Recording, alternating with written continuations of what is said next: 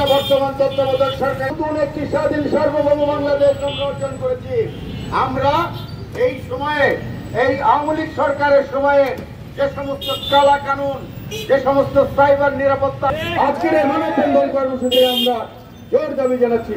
এই কথা বলে আবারও প্রচন্ড রৌদ্রের মধ্যে আপনারা যারা সাংবাদিক ইউনিয়নের ব্যানারে আজকের এই মানববন্ধন কর্মসূচি উপস্থিত হয়েছেন, তাদের সকলকে আমার পক্ষ থেকে এবং সাংবাদিক ইউনিয়ন কুষ্টিয়া ইউনিটের পক্ষ থেকে অভিনন্দন, শুভেচ্ছা, ধন্যবাদ, কৃতজ্ঞতা জানিয়ে আমার কথা শেষ করছি। ধন্যবাদ। আসসালামু আলাইকুম। ধন্যবাদ আমাদের সংগ্রামী সাধারণ সম্পাদক শামীমুল হাসান অপু ভাইকে। আসলে রোদের তীব্রতা বেড়ে যাচ্ছে। আমরা বর্তমান অন্তর্বর্তীকালীন সরকার প্রধানের দৃষ্টি আকর্ষণ করছি আমাদের সাংবাদিকদের কণ্ঠ রোধ করার জন্য মিথ্যা হয়রানিমূলক মামলা। এবং এই মুহূর্তে বক্তব্য রাখবেন কুষ্টিয়া প্রেস ক্লাবের সংগ্রামী সভাপতি সহ প্রিয় সহকর্মীবৃন্দ, সবাইকে কুষ্টিয়া প্রেস ক্লাবের পক্ষ থেকে আন্তরিক ধন্যবাদ এবং অভিনন্দন জানাচ্ছি। আপনারা জানেন বিগত শেখ হাসিনা সরকার গণমাধ্যমের কণ্ঠরোধ করার জন্য একের পর এক স্বৈরাচারী এবং নিপীড়নমূলক কলা কানুন এদেশে জারি করেছিল। এই জারি করার একটাই উদ্দেশ্য, সেটি হচ্ছে গণমাধ্যম যাতে স্বাধীনভাবে কাজ করতে না পারে। গণমাধ্যমের স্বাধীনতাকে খর্ব করার জন্যই এদেশে একের পর এক সাইবার অ্যাক্ট, ডিজিটাল নিরাপত্তা আইন সহ আইসিটি অ্যাক্ট, একের পর এক নিপীড়নমূলক আইন চালু করেছিল এই ফ্যাসিবাদ হাসিনা সরকার। আমরা বলতে চাই, বর্তমান যে অন্তর্বর্তীকালীন সরকার রয়েছে, এই সরকারের কাছে আমরা জোর দাবি জানাতে চাই, সারা বাংলাদেশে আজকে যাদের নামে এই আইনে মামলা রুজু হয়েছে, অবিলম্বে সেই মামলাগুলো নিঃশর্তভাবে প্রত্যাহার করার দাবি জানাচ্ছি। আজকের এই মানববন্ধন কর্মসূচিতে সারা বাংলাদেশে শত শত গণমাধ্যম কর্মীদের নামে এই মিথ্যা মামলা দায়ের করে দিনের পর দিন বিনা বিচারে জেল কাটানো হয়েছে। আমরা অবিলম্বে এই সরকারের কাছে দাবি জানাতে চাই, অতি দ্রুত, অতি সত্বর এই কলা আইন বাতিল করতে হবে এবং যতদিন এই আইন বাতিল না হচ্ছে ততদিন যেন কোনো গণমাধ্যম কর্মীর নামে নূতন করে আর এই আইনে যাতে মামলা রুজু না হয়। আপনারা জানেন কুষ্টিয়াতে অনেক গণমাধ্যম কর্মীর নামে, আমাদের জুয়েল, আমাদের শুভ, আমাদের নাবিরাল নাবির সহ অন্তত 1 ডজন সাংবাদিকের নামে এই নিপীড়নমূলক মামলা রুজু হয়েছিল। তাদেরকে রাতের আধারে মামলা রুজু করার আগেই তাদেরকে পুলিশ ধরে নিয়ে গিয়েছিল। আমরা তাই এই সরকারের কাছে অবিলম্বে জোর দাবি জানাতে চাই, এই আইন বাতিল করতে হবে। আর যদি বাতিল না করা হয় তাহলে আমরা কুষ্টিয়া প্রেস ক্লাব এবং সাংবাদিক ইউনিয়ন কুষ্টিয়া থেকে দুর্বার গণ আন্দোলন গড়ে তুলব ইনশাআল্লাহ।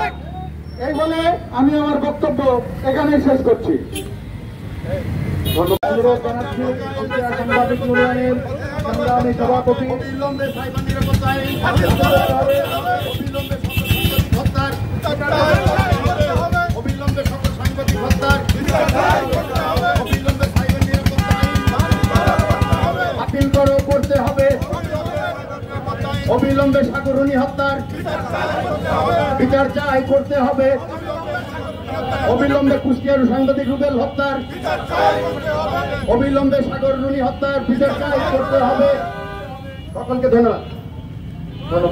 এই মুহূর্তে সমাপনী বক্তব্য এবং মানববন্ধনের সভাপতি, কুষ্টিয়া সাংবাদিক ইউনিয়নের সম্মানিত সভাপতি জনাব আব্দুল রাজ্জাক বান্টুকে তার বক্তব্য রাখার জন্য অনুরোধ করছি।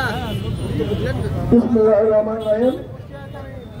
সাইবার নিরাপত্তা আইন বাতিলের দাবিতে আজকের এই মানববন্ধন কর্মসূচিতে যারা অংশগ্রহণ করেছেন, বিশেষ করে বিভিন্ন থানা থেকে আসছেন এবং সাংবাদিক সদস্যবৃন্দ, এই গরমের মধ্যে যারা এই মানববন্ধন করছেন, আমি আমার ব্যক্তিগত পক্ষ থেকে বাংলাদেশ ফেডারেল সাংবাদিক ইউনিয়নের পক্ষ থেকে এবং কুষ্টিয়া সাংবাদিক ইউনিয়নের পক্ষ থেকে ধন্যবাদ এবং অভিনন্দন জানাচ্ছি। আপনারা জানেন, যখনই আওয়ামী লীগ সরকার ক্ষমতায় এসেছে তখনই সংবাদপত্রকে গলা টিপে ধরেছে। আজকে আপনার শেখ মুজিব 4টি সংবাদপত্র রেখে সমস্ত সংবাদপত্র বন্ধ করেছিল, কারণ যাতে সাংবাদিকরা সত্য খবর প্রকাশ করতে না পারে। আজকে শেখ হাসিনা সরকার 16 বছর ক্ষমতায় ছিল। আপনারা জানেন, এই 16 বছরে 65 জনের অধিক সাংবাদিককে হত্যা করেছে, যার একটির বিচারও করা হয় নাই। আজকে বিভিন্ন সময় ডিজিটাল নিরাপত্তা আইন, সাইবার আইন সহ পাশ করে সাংবাদিকদেরকে গলা টিপে হত্যা করা হয়েছে, যাতে তারা সঠিক তথ্য না দিতে পারে। এই স্বৈরাচার সরকার ক্ষমতায় থাকার জন্য বিভিন্ন কালা আইন পাশ করেছে। আজকে